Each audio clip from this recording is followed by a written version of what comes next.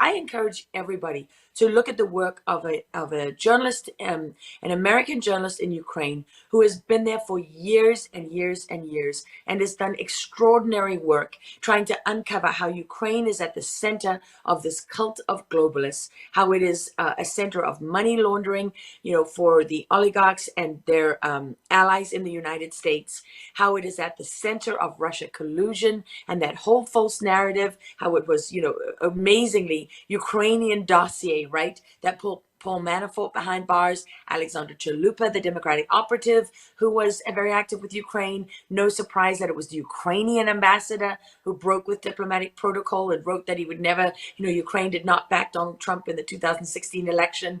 Unsurprisingly, that Eric Carmela and what's the moron's name? Lieutenant Colonel Vindman. Boy, he's he's that's rearing his doozy ugly head there. again too.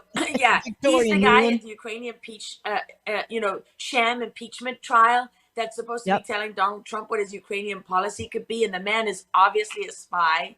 I mean, for crying in a bucket, people, wake up. Did anyone watch the TV series The Americans?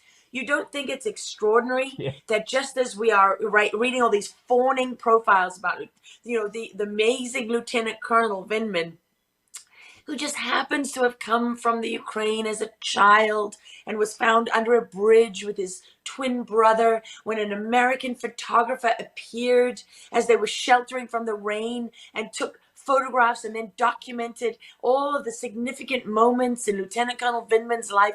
I mean, for goodness sake, where is counterintelligence? There's a reason that man was escorted from the White House at the end of that theatrical trial that was meant to stop any journalist from looking at Ukraine any further, right? Because they put John Solomon's head on a stake and they tried to roast him, right? Because he was right.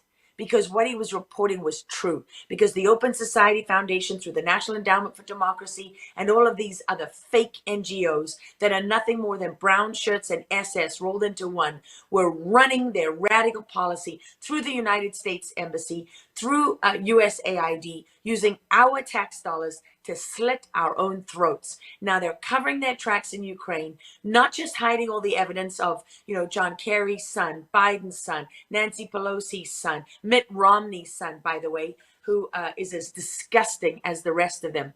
Not only are they covering their tracks, hiding all the evidence of the involvement in Russia collusion, hiding the evidence of the bioweapons facilities that the U.S. has been funding there. And yes, some of that was left over from the Soviet days. Some of that has been turning them from bioweapons facilities into public health facilities. But that, again, is not the whole truth. That is, again, not the whole story, right?